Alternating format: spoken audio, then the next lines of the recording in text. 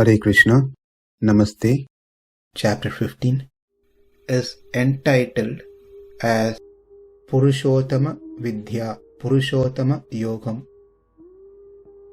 and 4, Part 1. Na rūpam asyeha tathopalabhyate, nānto na cādir na ca sampratiṣṭhā, aśvattham enaṁ su-virūḍha-mūlam, asaṅga-śastreṇa dṛḍhena chittvā, tataḥ padaṁ tat parimārgitavyaṁ, yasmin gatā na nivartanti bhūyaḥ, tameva cādyaṁ puruṣaṁ prapadye, yataḥ pravṛttiḥ prasṛtā purāṇī. This world is seen directly by everyone. Everyone knows it. Such being the case, then what is the idea behind Krishna saying few people as only who knows the samsara is a knower of the Vedas? This question is being answered now in these slokas. Let's see the meaning of this sloka. Iha, where Veda has not been learnt, asyeha, of this tree, rūpam, the form, tataḥ, is that Brahma is the root, rest are branches and karma, etc. are secondary roots. Na upalabhyate is not perceived. Antah, its end. Na upalabhyate is not seen. Adihi, its beginning. Na upalabhyate is not being perceived. Sampratiṣṭhā, the foundation, in the form of ignorance born of karma, na upalabhyate, is not seen. Su-virūḍha-mūlam, having firm and manifold roots, enaṁ aśvattham, this banyan tree, dṛḍhena, sharp and strong, asaṅga-śastreṇa, by the weapon of detachment from the material enjoyments, chittvā, cutting, yasmin gatā, attaining which entity, bhūyaḥ, again, na nivartanti, they will not return to samsara. Padaṁ, that entity to be attained, tataḥ, through the detachment, parimārgitavyaṁ, has to be searched after, yataḥ, from whom, that is, from the Supreme Lord, pravṛttiḥ, enjoyment-mindedness, purāṇī, beginningless, prasṛtā, as progress, tādyaṁ, that primeval, puruṣaṁ eva, the personality of Godhead only, prapadye, one should take refuge in for this too. Before we see the translation, we just want to point out something here. For those who are following along these slokas, keeping Srila Prabhupada's Bhagavad Gita as it is, may see some sequential differences in the way the word by word meaning is being presented here. But not to be confused, what we are doing here is sequencing those words by placing them in a way that can form actual sentence.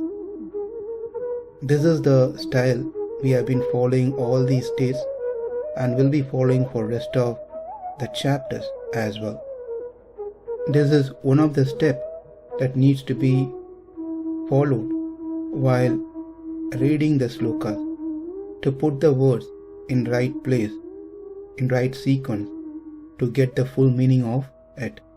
So we are using Prabhupada's word by word meaning, but we are just sequencing them in certain order, that's all. Now let's see the translation. The real form of this tree cannot be perceived in this world. No one can understand where it ends, where it begins, or where its foundation is. But with determination, one must cut down the strongly rooted tree with the weapon of detachment.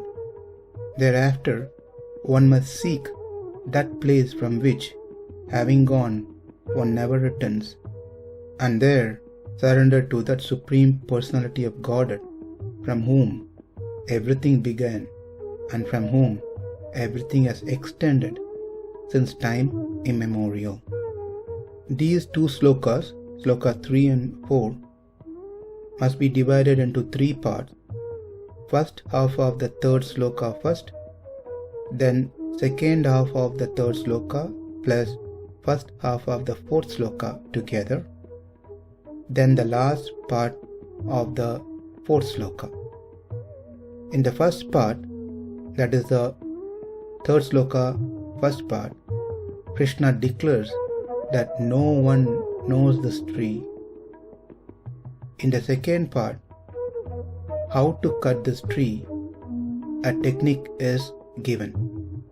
And in the third part, it is confirmed that only by taking refuge unto the Lord, one will be able to cut off this tree of samsara. Now let's see the first part, that is the first half of the third sloka. Na rūpam asyeha tathopalabhyate, nānto na cādir na sampratiṣṭhā. Krishna says, no one understood this tree as it is. Arjuna in response, what do you mean, Krishna? We all know that this is samsara. Then why do you say we don't know? Arjuna, did you understand the samsara the way I instructed you? Tataḥ. Though samsara is directly perceived by all, it is not easy to understand it. Only the knowers of Veda can clearly grasp it in the manner I have explained to you, Arjuna. Those not possessing the knowledge to be applied for liberation cannot know it. Na rūpam asyeha tathopalabhyate, nānto na cādir na sampratiṣṭhā. Did you understand, Arjuna, did you understand this tree like the way I've explained it? That this tree has roots on the top and branches at the bottom. Do you know that? The branches spreads both up and downward. Do you know that? The roots are at each juncture. Do you know that? The 3 modes, sattva, rajas and tamas, are the water that nourishes this tree. Do you know that? It is the punya karma and papa karma that binds you into this world. Do you know that? Do you know the starting point of this tree? Do you know the end point of this tree? Do you know the foundation of this tree, where it stands? Do you even know this tree that has grown this tall is fit to be chopped off? And the axe to chop off this tree is your detachment. Do you know that? Everyone knows this samsara, as you said, Arjuna, but not the way I have explained in the past 2 slokas.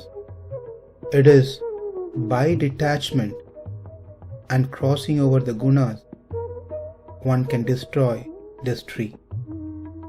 The foundation of this tree is one's ignorance.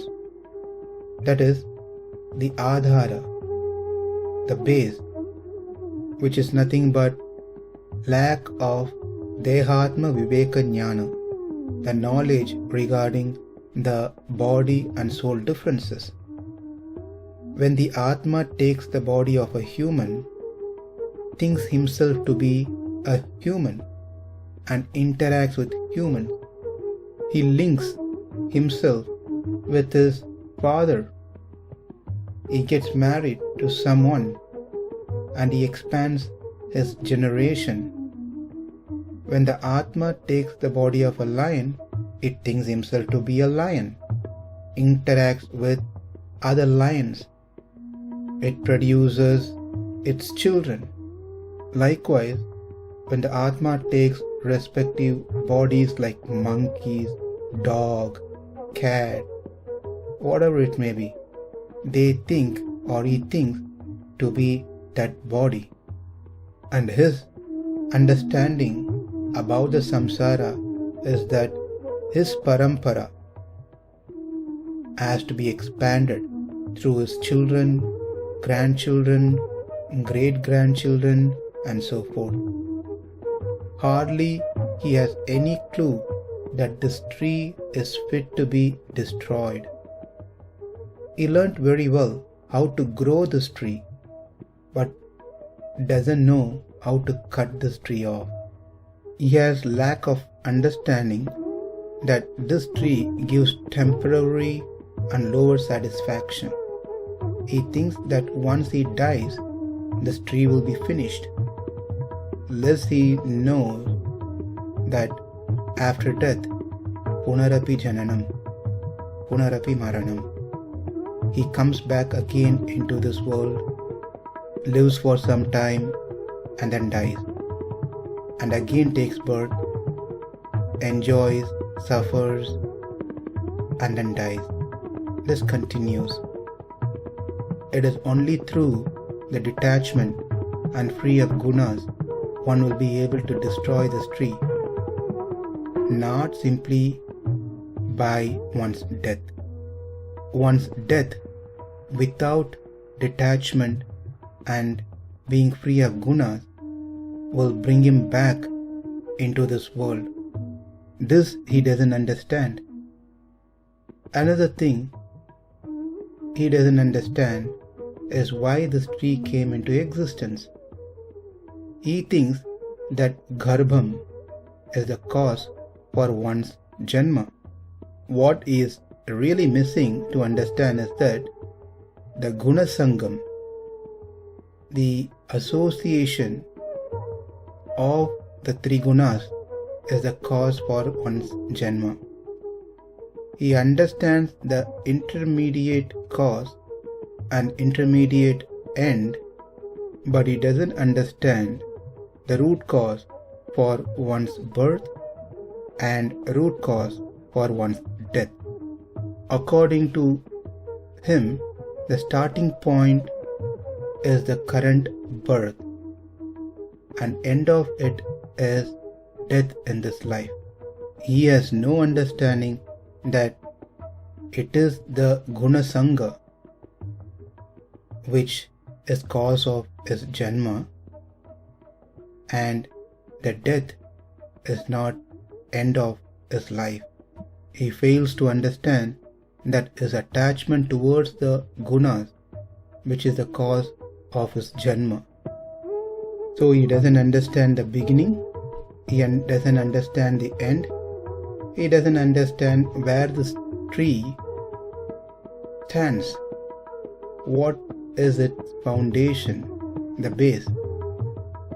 The base of the tree, the field, is nothing but lack of knowledge, ajnana, anatmani atma abhimana, having wrong understanding to think oneself to this body.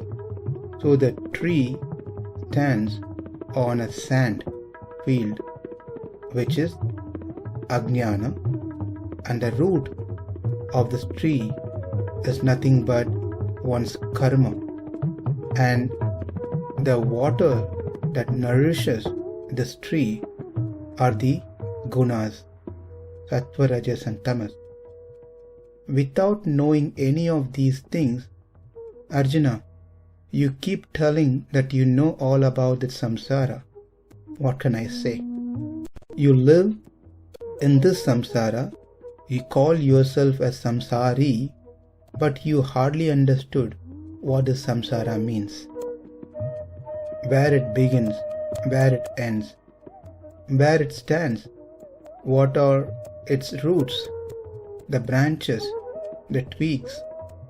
You have no understanding of this tree, but you claim yourself to be the knower of this tree, samsara. Your understanding of this tree is the beginning of it is when you take birth, and end of it is when you die. In between these branches are the ones that you expand as your family members. And you think this tree has to be nourished further and further and further, rather than knowing this tree has to be cut. Not knowing the beginning is not the current birth. The end is not the death. So Arjuna, you got it wrong. Your understanding is completely wrong. The Adi, the beginning of this tree, is attachment to sense objects, etc., other than the self. That is the origin of samsara. Antaha, the end, is destroying the bondage of samsara. This bondage can be cut off only if attachment to the enjoyments caused by the gunas are destroyed. In other words, the beginning is not the garbha. The beginning is the attachment to sense objects, and the end is not simply the death. Rather, one has to destroy the bondage of this samsara by cutting it off with detachment. That is, detachment to the attachment of enjoying those things caused by gunas. And where it is fixed? Sampratiṣṭhā, the place where samsara is fixed. The tree is fixed in ignorance, mistaking the body to be the self. Just as the root from which the tree originates is fixed in the earth, karma, which is the origin of the tree of samsara, is fixed in ignorance. That is, through the feelings of I and mine, aham and mama. Now, after explaining this, the next question comes, how to cut this tree then, which will be discussed in the second half of the third sloka and the first half of the fourth sloka, which we will cover in the next session. Namaste. Hare Krishna.